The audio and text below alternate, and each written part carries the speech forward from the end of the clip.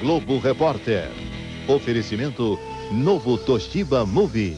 A última superprodução japonesa em vídeo.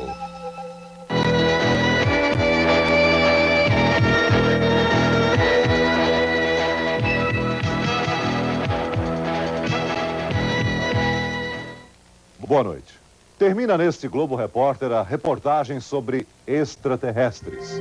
Neste programa vamos conhecer mulheres que dizem ter sido usadas em experiências genéticas dos ETs e até tiveram filhos com eles. Um pesquisador mineiro afirma que figuras do nosso folclore são, na verdade, naves espaciais. O repórter Pedro Bial encontra na Rússia o piloto que teve 2 aviões derrubados por discos voadores. Na investigação do repórter Domingos Meirelles sobre os ETs, uma das histórias mais impressionantes começa numa sessão hipnose. Essas cenas são de um vídeo amador. Uma brasileira que diz ter vivido um contato com seres extraterrestres em 1986 se submete a uma hipnose regressiva para recordar essa experiência. Imagens gravadas por estudiosos brasileiros em 1989. Essas são cenas de um filme lançado em 1991. A personagem principal também se submete à hipnose para lembrar exatamente o que aconteceu. O que são essas imagens de uma regressão? O que é esse conteúdo? Quer dizer, são fantasias, são alucinações ou são fatos reais? Quer dizer, atualmente está se chegando à conclusão que são fatos reais. Quer dizer, em qual realidade nós não sabemos? Quer dizer, o que está provocando essa fenomenologia no inconsciente das pessoas que está sendo recuperado nessas regressões, nós não sabemos. Mas o fato é que ele é repetitivo, e ele é repetitivo no mundo inteiro. Ele segue o mesmo padrão, então ele não pode ser só fantasia. A jovem brasileira, que também diz ter tido um contato com seres extraterrestres, foi uma das pacientes da psicóloga Gilda Moura. Há vários meses que ela vem sendo acompanhada pelo médico Luciano Stanca. No dia 14 de junho de 1986, Beth, de 21 anos, e a prima Débora, de 16, tiveram uma experiência que marcou para sempre a vida delas. Débora e Beth subiam por essa ladeira, no bairro de Itaquera, em São Paulo, quando avistaram de repente uma luz forte e avermelhada que logo depois sumiu. Na verdade, a experiência delas estava apenas começando. Foi uma experiência assustadora. E Beth só concordou em nos dar essa entrevista sem se identificar. Ao entrarmos na rua da casa da minha tia, nós tivemos assim até uma surpresa, porque nós nos deparamos com ela no campo de futebol, aquela luz imensa, parada e imóvel no céu. Até aí, a lembrança que nós tínhamos era que nós tínhamos visto esta luz e que tínhamos entrado para dentro de casa. Era essa lembrança que vocês guardavam antes da hipnose. Exatamente. Sob o efeito da hipnose, Beth, que é desenhista, conseguiu reproduzir com detalhes o formato das mãos e depois desenhou o rosto do extraterrestre que a teria acompanhado para dentro da nave. Nós estamos numa sala. Como é que a sala descreva? Eles estão levando minha prima. Aonde? Para um outro lugar. E lá dentro eles fizeram experiências assim, clínicas com a minha prima e comigo eles colocaram através do meu nariz, da minha narina direita, uma espécie de chips. E esse chips ele foi introduzido no meu nariz através de um fio fino, transparente, e ele foi introduzido até uma certa altura da minha cabeça, assim, pelo visorzinho que eu vi ao lado. Dava a impressão que foi mais ou menos até a altura da nuca. Eles acompanhavam através de um visor. Essa é a lembrança que você tem. Exatamente. Eles tinham assim uma maneira de olhar pra gente que parecia assim, que eles olhavam até através da gente, que eles olhavam assim com uma profundidade e ao mesmo tempo com uma frieza. Nós levamos Beth a uma clínica especializada para tentar localizar o pequeno aparelho que ela diz ter sido colocado na sua cabeça através de uma das narinas. Segundo os médicos, só 2 exames radiológicos poderiam dizer se ela realmente tinha, de fato, algum implante na cabeça. O primeiro, uma tomografia computadorizada, não revelou a presença de nenhum corpo estranho no cérebro da jovem. O segundo, a ressonância magnética, um exame ainda mais sofisticado, também não encontrou nada. O que teria acontecido? Nós entramos dentro da estatística americana que esses ditos corpos estranhos, ou implantes, eles estariam presentes até mais ou menos 6 meses a 1 ano. Então, nós já esperávamos o não encontrar isso, que poderia ser algo, como descrevem os americanos, algo orgânico que é reabsorvido pelo corpo depois de algum tempo. Dessa história, alguns cientistas acreditam e outros desconfiam. Mas as dúvidas são só dos pesquisadores. A própria personagem já chegou a uma conclusão. Apesar de toda a diferença física e tecnológica deles em relação a nós, eu senti assim que há uma ligação maior, uma ligação profunda, que eu diria assim, uma ligação cósmica, universal. Uma ligação que me dá assim me dá a certeza de que nós realmente não estamos sós. Um encontro com seres extraterrestres muda a vida de uma pessoa? Para responder a essa pergunta, a esteticista Maria Bianca nos convidou para assistir uma de suas aulas. Ela, que ensina técnicas de controle da mente com tanta autoridade, há alguns anos nem sabia o que era isso. Testemunha de Jeová, apegada às crenças da sua religião, Bianca aprendeu a trabalhar com energias cósmicas depois de um encontro misterioso. Ela lembra de cada cena como se fosse um filme. Tudo começou na noite em que o carro parou no meio de uma estrada e ela levantou os olhos para o céu.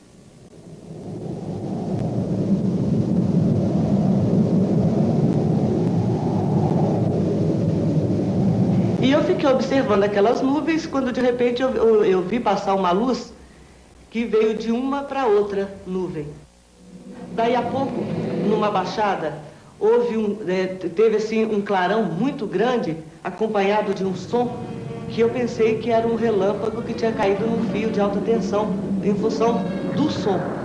Como eu não vi nada, porque só deu aquele clarão e apagou de novo, eu então me recostei no banco do Carmanguia, né, que é um carro pequenininho, eu fiz assim para frente, para poder descansar. Quando eu fiz assim, que eu olhei, eu vi um vulto grande, todo apagado, um vulto, assim, de metal mesmo, um negócio pesadão, vindo na direção do carro. Como eu não sabia o que era, eu achei que fosse um avião, e eu dei um grito para a pessoa que estava do meu lado, que um avião estava caindo e ia cair em cima da gente, na beirada da estrada. Nesse momento, a nave já estava acima do carro, entende? E eu senti o meu corpo tão leve que eu me senti como se fosse uma pluma. E eu me senti levantando como se eu fosse flutuar e virar dentro do carro. Então eu me segurei no banco para não flutuar, né? De repente, tudo escureceu. Bianca diz ter sentido o corpo pesado. O carro onde ela estava foi suspenso e em segundos ela se viu dentro de uma nave. Aí pouco depois abriu uma porta no fim daquela escada em cima e desceram então 2 rapazes.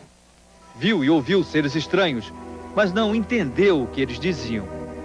Saiu do carro e sentiu a ausência da gravidade. Eu me sentia como se eu estivesse crescendo e perdendo o equilíbrio. Os seres estranhos se aproximam e trazem um capacete, um tradutor eletrônico que permitiu que ela conversasse com eles. Então a primeira coisa que ele disse para mim foi: seja bem-vinda, qual o seu nome? Eu disse: eu sou Bianca, e você quem é? Ele disse: eu sou Carran. Falei: de onde? Carran de onde? Ele disse: de Clermer. Clermer fica onde? Ele falou: Clermer é uma terra que está numa distância ainda não conhecida do homem da sua terra. Quando alguém duvida da história que ela conta, Bianca pergunta: quem explica como o carro em que ela viajava sumiu da estrada para só reaparecer 2 dias depois, em outro lugar, e a 300 quilômetros de onde estava?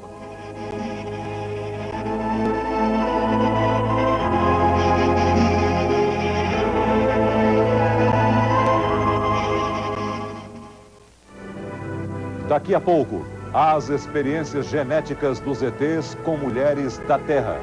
Verdade ou imaginação? Agosto, último capítulo, hoje, depois do Globo Repórter.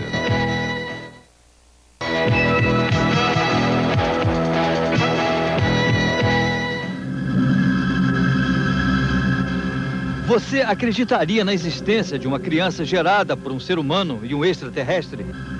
Parece ficção científica, mas é também a hipótese mais nova entre os estudiosos de ufologia do mundo inteiro.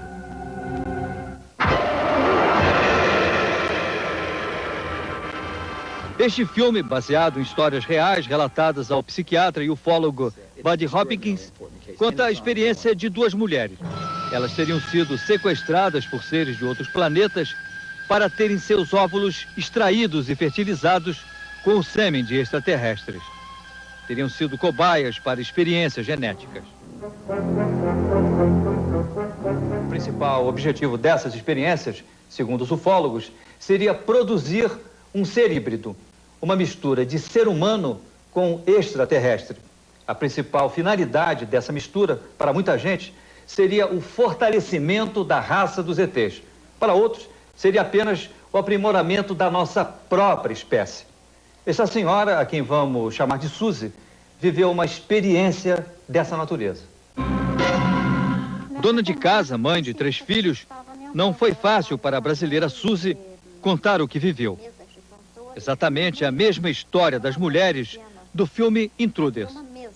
Ela diz que em 1984 foi sequestrada em sua própria casa por seres estranhos e levada para uma nave.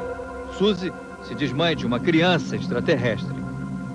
Ele é praticamente muito parecido comigo, só os olhinhos dele que puxa o lado dos outros lá, né? Que tamanho? Olhinho. Ele deve ter mais ou menos uns 9 anos. Uma criança de 9 anos. Já. Difícil de acreditar? O caso de Suzy já foi exposto em um congresso internacional de ufologia e não chegou a ser uma surpresa. Os especialistas que ouviram a psicóloga Gilda Moura, que investiga a história há anos, também apostam na tese das experiências genéticas. O caso da Suzy chega a ser um caso único na história da ufologia brasileira? Não, o caso da Suzy não é único, nem na ufologia brasileira, nem na ufologia mundial, tá? Já tem relatos de milhares de casos como esses, não só nos Estados Unidos, como aqui no Brasil. Só no meu consultório eu já tenho vários. Mas como acontecem esses sequestros? Tanto na história de Suzy, como na do filme, seres estranhos surgem na casa das mulheres escolhidas e as carregam para lugares que depois elas mal conseguem lembrar. A brasileira Suzy precisou se submeter a uma hipnose regressiva para recordar esse momento. Eu tinha uma memória bastante clara de uma certa noite, ou de um desses dias em que eu estava num local onde meu corpo flutuava. Testes eram feitos nos meus braços e eu tinha vários tubos na boca, no nariz, e foi retirado um óvulo meu. Olha, nós temos diversas descrições dessas experiências, né? Mas, de um modo geral, elas seguem um padrão, tá?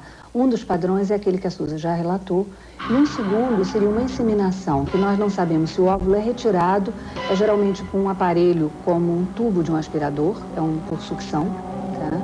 E depois esse óvulo é inseminado e reintroduzido, ou se ele já é inseminado na própria pessoa e o feto é geralmente retirado entre 3 e 4 meses de idade.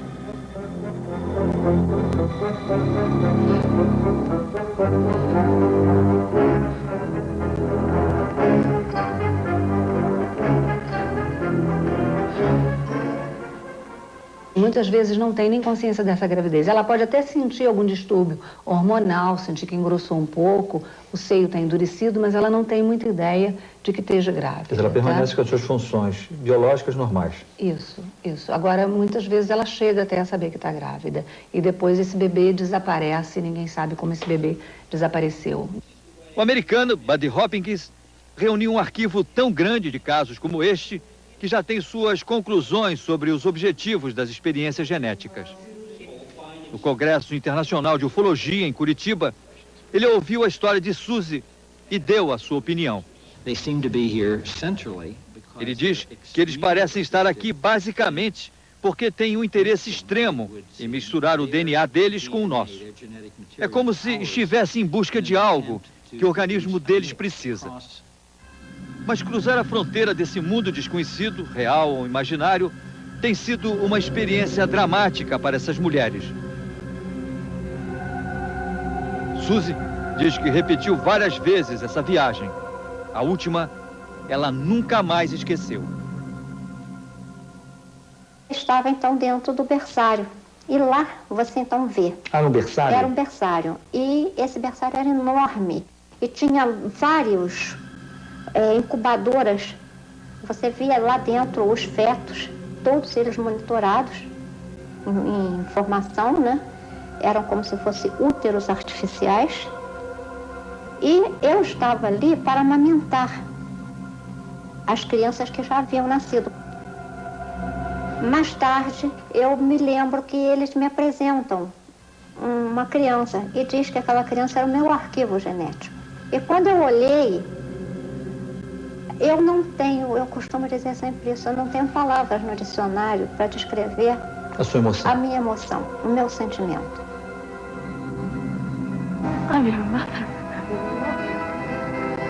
Eu não posso olhar o céu hoje como qualquer pessoa. Eu não tenho uma parte espiritual perdida lá em cima. É um pedaço meu que me toca profundamente, que eu sei que está vivo lá.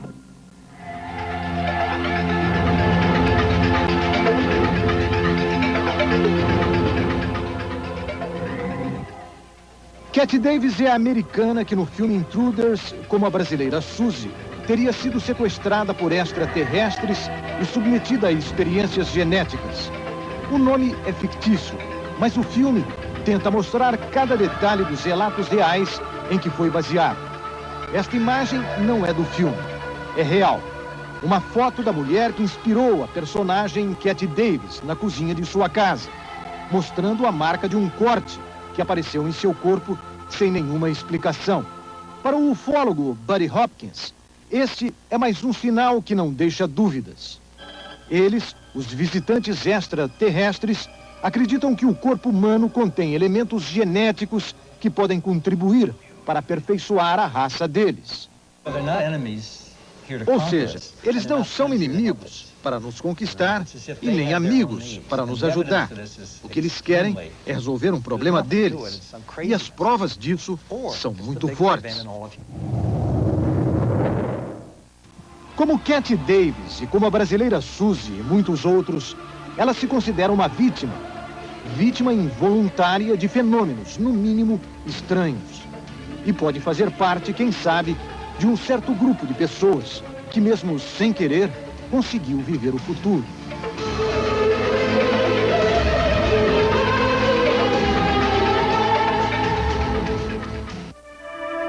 Seria a mula sem cabeça um disco voador? Daqui a pouco vamos a São Tomé das Letras, capital dos ETs no Brasil. Agosto, último capítulo, hoje depois do Globo Repórter.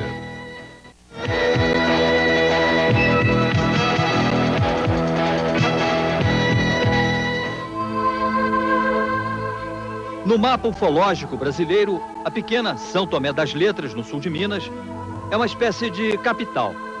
Um lugar onde testemunhos do aparecimento de discos são cada vez mais frequentes. Uma aura de mistério parece envolver estas terras de São Tomé, onde, dizem, não é preciso ver para crer.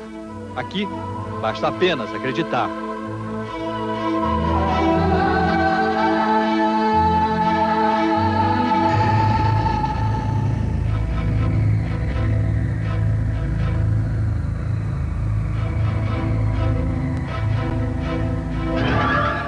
A cada pôr do sol, a cidade se prepara. É a promessa de mais uma noite de busca, encanto, magia e muita expectativa. Nos fins de semana, sempre que anoitece, a cidade de São Tomé das Letras transforma-se num grande observatório. Centenas de pessoas, em sua maioria turistas vindos dos mais diferentes pontos do país, dirigem-se para determinados pontos no alto da montanha, na esperança de verem também os sinais luminosos que, de quando em vez, aparecem por aqui. A luz das fogueiras, às vezes, mal consegue iluminar os rostos em vigília, à espera de um sinal. Um segredo que só este homem parece conhecer. Há 20 anos que Luiz Noronha diz ter adquirido o dom de pressentir a hora e o local em que eles, os discos, estabelecem contatos. Desses fenômenos luminosos, qual foi aquele que mais te impressionou? Observei no céu um objeto em forma de um charuto. E atrás desse objeto, diversos outros objetos menores que bailavam, sabe assim? Bailavam, faziam manobras impressionantes no céu. E foi quando a minha mulher me disse assim, olha o outro. Eu quando falei, não, estou vendo. Ela falou assim, não, lá. Quando eu olhei, vinha descendo um objeto, mas do jeito que ele veio, ele entrou dentro da nave. Além de testemunha, Noronha é um mestre na arte de registrar as histórias sobre o aparecimento das naves. Ninguém como ele sabe distinguir nas palavras do homem ingênuo do campo a diferença entre a realidade e a imaginação. O senhor, por acaso, nas suas andanças, vindo de Santo Tomé para aqui para a fazenda, o senhor nunca observou no céu alguma luz, assim, laranja ou vermelha ou branca, que andasse, que... Ah, eu já vi. Já viu, João? Já, muitas vezes você muitas vezes. É? O senhor acha que essas luzes eram o quê? Que é o ouro, né? A mãe do ouro, né? A mãe de ouro. Que o povo falava que a mãe de ouro tá andando. Mãe do ouro, mula sem cabeça, boitatá, histórias de fantasmas e assombrações sempre estiveram presentes na paisagem noturna do interior do Brasil. Mas segundo alguns estudiosos da ufologia, essas visões, na verdade, não passariam de representações de seres e naves extraterrestres, que o nosso caboclo, com a sua ingenuidade, teria transformado nos mitos e nas lendas que hoje fazem parte do folclore brasileiro. Quem investiga a raiz de todas essas lendas é o ufólogo Antônio Faleiro, que vive em Passatempo, também no interior de Minas. Dizem que os céus desta cidade, onde o tempo custa a passar, são privilegiados, os preferidos pelos visitantes de outros planetas. Pesquisadores de todo o país vêm para cá na esperança de registrar um momento como este. Os avistamentos mais importantes ocorridos na região de Passatempo são registrados pelo seu Antônio Faleiro em desenhos como este aqui. Este, por exemplo, que é muito bonito, representa o quê? Isso representa a mulher de branco, uma assombração presente aqui no município de Passatempo, na zona rural, que os moradores interpretam como uma mulher toda vestida de branco dos pés à cabeça. Nada mais do que uma nave profusamente iluminada. O que isso aqui representa? Esse aí representa a mula sem cabeça. A mula sem cabeça. Uma nave pousada com farol para frente, um holofote, emitindo uma luz avermelhada para frente, que o caboclo interpreta como uma mula sem cabeça soltando fogo pela garganta. Aí nós temos a mãe do ouro. A mãe do ouro é uma bola de fogo que voa de uma serra para outra. Esse aqui é o boitatá, no norte do país, é a cobra de fogo. O boitatá é uma nave também profusamente iluminada. Ali a presença de tantos curiosos, a cidade só parece ter olhos para os turistas de outras galáxias. Tanto que construiu 2 observatórios para recebê-los. O mais novo foi batizado com o nome do próprio Faleiro, em homenagem às suas pesquisas. Nós vamos conhecer agora o primeiro observatório ufológico do Brasil. Ele foi imaginado e construído pelo seu Antônio Faleiro. Seu Antônio, qual é o significado desse quadro bem na porta de entrada do observatório? Isso aqui nós desenhamos o Sol e os planetas. E abaixo da Terra, um ser humano com a mão para cima em sinal de paz. Seria uma espécie de uma mensagem de boas-vindas aos visitantes de outros planetas. Exatamente. O nosso objetivo é este, é tentar um contato de terceiro grau aqui no observatório com esses seres que pesquisam a região de Passatempo, Minas Gerais.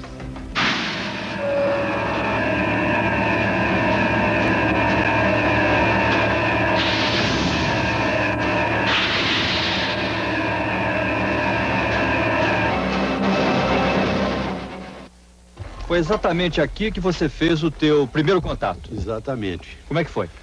Foi da seguinte maneira. A gente estava de motocicleta e de repente vimos o OVNI numa serra distante. Ele estava pairando a baixa altura sobre uma mata. Com muita luz? Com muita luz. Era uma luz pequena, então nós começamos a piscar o farol da motocicleta. E nesse momento que eu insistia, de repente o OVNI piscou também 3 vezes. Aí eu mudei a sequência de piscadas, passei a piscar 2, 4, 1, e ele sempre respondia na mesma sequência de piscadas.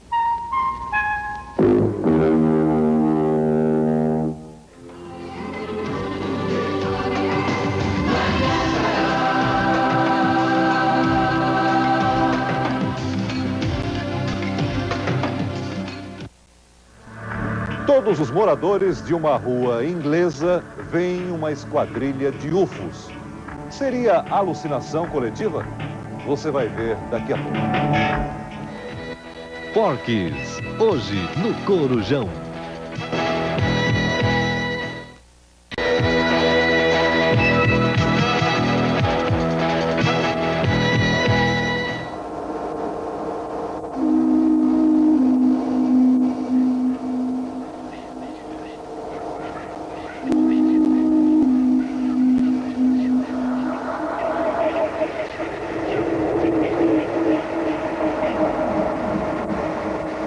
Eles já estão entre nós.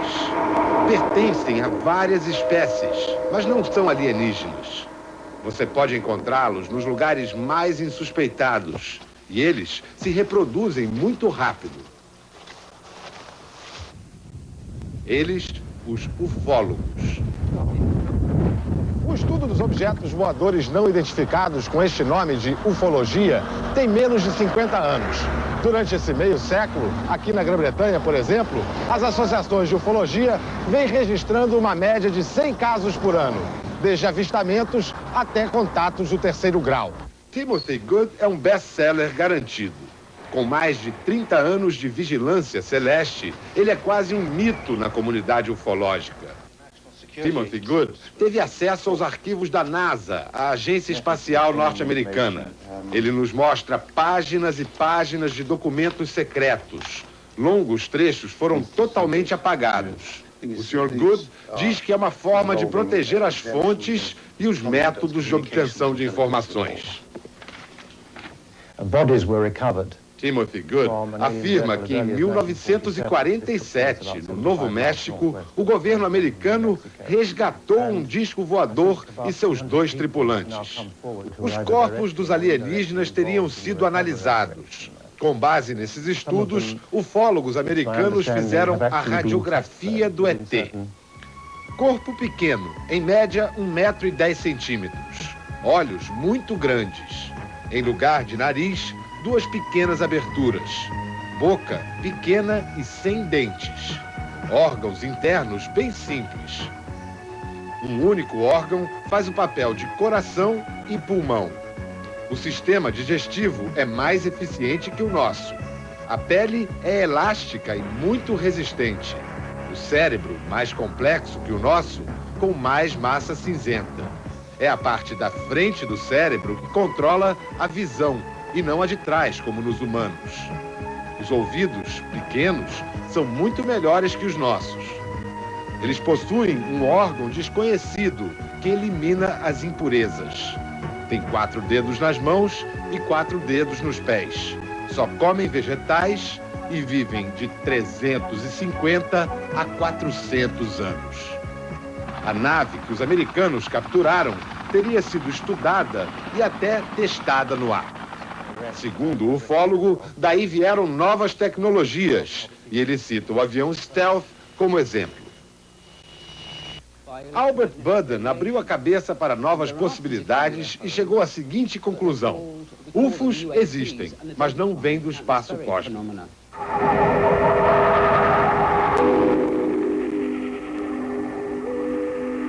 São experiências induzidas por radiações eletromagnéticas geradas pela própria Terra. Em vez de objetos não identificados, o professor Budden os chama de fenômenos atmosféricos não identificados. Quando se chega muito perto de um desses fenômenos, afirma Albert Budden, são criados estados alterados de consciência. Daí, as histórias de avistamentos, contatos e raptos seriam todas reais, mas aconteceriam dentro do cérebro.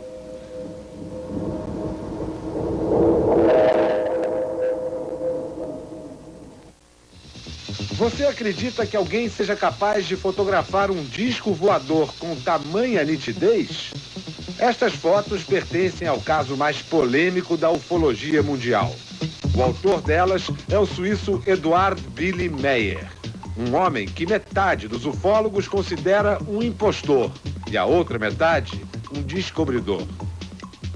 Este filme também foi feito pelo suíço Meyer. Seria mais uma fraude?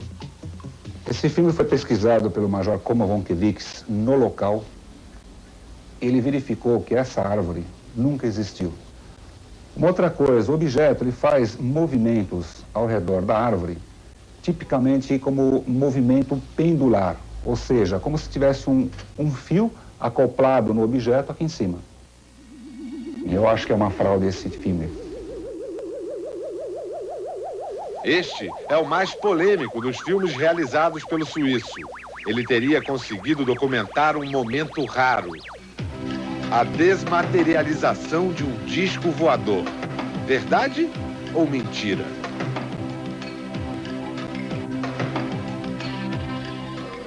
Determinadas análises que foram feitas mostram que quando o objeto desaparece e depois torna a aparecer, há um processo em que há um corte da foto e o encaixe de uma sequência posterior, como se fosse feita uma edição, como se fosse feita uma emenda. E isso, obviamente, desqualifica a filmagem por inteiro. Nós chegamos ao ponto de não aceitá-la como uma filmagem legítima de disco voador, embora ela seja realmente impressionante. Quando um indivíduo conta a história de sua experiência com discos voadores, geralmente fica submetido ao descrédito geral e muitas vezes exposto ao ridículo. Afinal, a pessoa se torna a única testemunha de um episódio, no mínimo, estranho. Por isso, casos de avistamento coletivo são valiosos para a ufologia. Como o caso dessa ruazinha aqui, num subúrbio de Bristol, onde desde o dia 27 de junho, todos os moradores têm visto luzes incomuns no firmamento. É o mistério de Pavey Close. Era mais de meia-noite quando eles apareceram pela primeira vez. Duas vizinhas que conversavam no jardim trataram de acordar toda a vizinhança. Em 20 minutos, a rua estava cheia de gente olhando para o céu. Dezenas de luzes coloridas sobrevoavam Pavey Close. Sobre os telhados surgiu um objeto, dos grandes, acompanhado de 3 pontos brancos. Um deles passou zunindo, cruzando o céu de horizonte a horizonte em menos de 15 segundos. Os objetos não faziam barulho e eram incrivelmente rápidos e brilhantes. O avistamento coletivo uniu a comunidade de Pavey Close. Eles criaram até um sistema de plantões noturnos para ficar de olho no céu. Mas a única prova que eles têm é um vídeo feito no amanhecer daquela estranha noite. Alguns ufólogos contestam a história deles, dizendo que o que aparece no vídeo é claramente o planeta Vênus. Não me importo, diz o mecânico Pash Hudson. Eu vi, eu sei. Quando identificado, um objeto deixa de ser não identificado, certo? Errado. No caso dos moradores de Pavey Close, não há identificação que afaste a obsessão. Depois da experiência coletiva, todos eles viraram fanáticos pelos discos voadores. Nós fomos com eles numa excursão noturna a um dos picos mais altos do sul da Inglaterra. São passeios organizados por grupos de ufólogos que varam as noites vigiando o céu. Um dos guias mostra intrincadas tábuas de cálculos. Eles acreditam que, estudando as constelações, é possível localizar as naves-mães e aí prever onde irão aparecer os UFOs. Em uma dessas vigílias, o grupo conseguiu filmar uma luz alaranjada, muito irrequieta, que ficou com eles por quase 1 hora. Esta noite, houve vários alarmes falsos. Mas a persistência e o espírito esportivo da turma são mesmo admiráveis. Venta, faz frio, é madrugada, mas eles insistem. Cada luz no céu pode ser um sinal, cada estrela pode ser mais do que uma estrela. Se eles vierem, estes estarão a postos. Se não, terá sido mais um dos sonhos de uma noite de verão. Verão? Esta noite não viram, mas vão continuar rastreando o céu. Como o cachorro que late tentando morder um facho de luz na grama, o homem sempre olhou para as luzes lá de cima e encontrou mais perguntas do que respostas.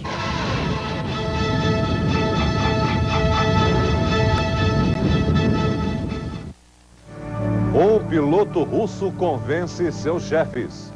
Discos voadores derrubaram 2 caças pilotados por ele. Você vai ver daqui a pouco. Daqui a pouco, Agosto, último capítulo.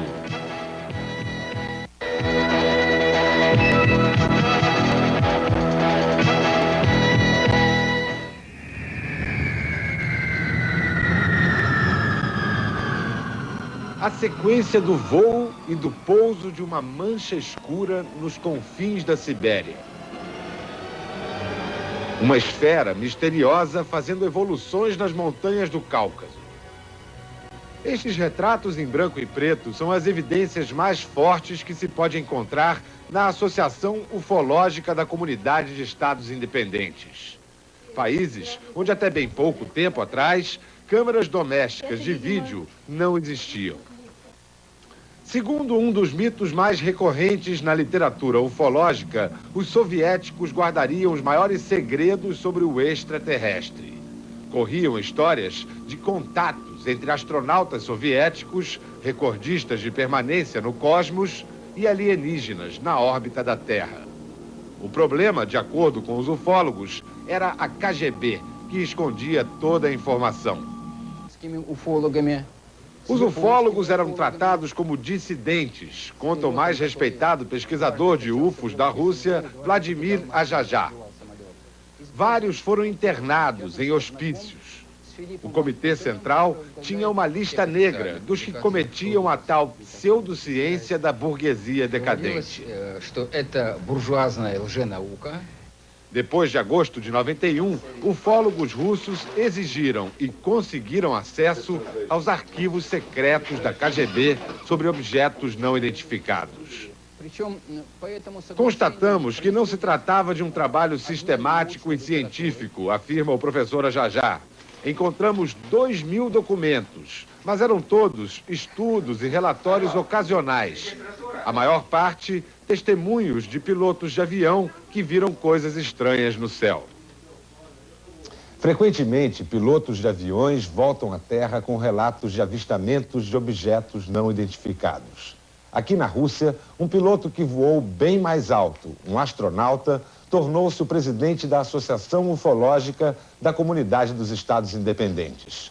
O astronauta Pavel Popovich, condecorado 2 vezes herói da União Soviética. Quais foram os motivos que o levaram a tornar-se presidente dessa associação? Alguma história pessoal? A única vez que vi algo não identificado foi num avião, indo de Washington para Moscou, diz o cosmonauta. Popovich garante que as histórias de contatos imediatos em torno da Terra são invencionices. Se tomarmos 100% do que se fala e escreve sobre UFOs, apenas 5% podem ser considerados pesquisa científica séria, afirma o herói Popovich. O astronauta usa hoje o seu prestígio para ajudar na solução de enigmas celestes. Histórias inexplicáveis, como a do piloto Maxim Churbakov. Você pode acreditar que um objeto não identificado paralisou e incendiou, sem usar nenhuma arma aparente, essa máquina de guerra chamada MiG? Você pode não acreditar, mas a justiça militar russa acreditou. No dia 14 de agosto de 1991, o piloto Maxim Tchurbakov, de 19 anos, fazia um voo de treinamento na Sibéria. A 1.400 metros de altitude, com 14 minutos de voo, Maxim informou ao controle em terra que algo estranho estava acontecendo. O motor estava parando e o número de rotações da turbina estava reduzido a 20% do normal. Nenhuma resposta do controle. Maxim se comunica mais uma vez com a Terra. No terceiro contato pelo rádio, ele diz: tenho que me catapultar. Silêncio no rádio, silêncio no avião. O motor parou totalmente. 1 minuto depois da primeira mensagem, vem a resposta do controle: catapulte-se. Maxim conta que depois desse primeiro incidente, ele passou por exames médicos completos e foi isento de culpa. 11 dias depois, lá vai Maxim voar de novo. Desta vez, estava a 4.000 metros, quando viu se aproximar à sua frente, do lado direito, uma esfera cor de fogo. Ele informou à Terra que estava vendo um UFO. Enquanto falava com o controle, o objeto se aproximou velozmente. O motor parou, o sistema elétrico pifou e o avião começou a pegar fogo. Maxim Tchurbakov teve que saltar de paraquedas de novo. E aí, a Justiça Militar não perdoou. Abriu inquéritos contra o jovem, acusado de crime contra o patrimônio do Estado. Depois de meses de investigação, a Procuradoria Militar concluiu que Maxim não havia cometido nenhum delito. O professor Ajajá afirma que o jovem piloto pertence a uma categoria de pessoas que não se sabe por que atrai UFOs. Agora, fora da aeronáutica e recém-casado, Maxim Tchurbakov desfruta a lua de mel em Moscou e sonha com um emprego na aviação civil.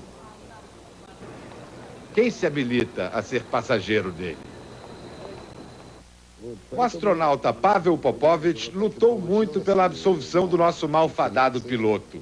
Como o presidente cético de uma associação ufológica, Popovich fala com o conhecimento de causa de quem já esteve lá em cima. Com a palavra, o cosmonauta. Não tenho dúvidas de que exista algo mais desenvolvido do que a civilização terrestre. Não sei como isso se chama, razão superior, Deus, ET, mas isto existe. Me convenci disto quando fui ao cosmos e vi esse enorme mundo infinito, em movimento e harmonia. Não tenho mais dúvidas. Nós não estamos sozinhos.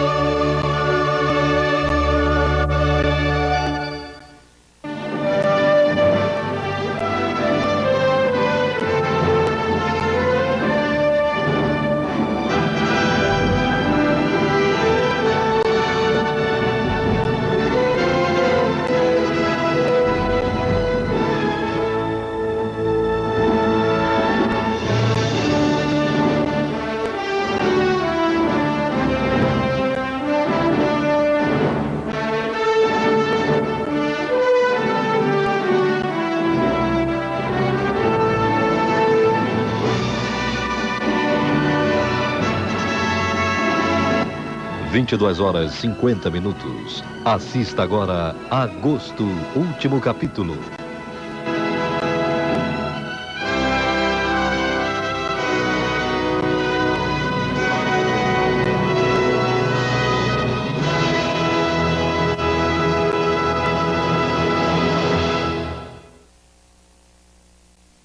Globo Repórter.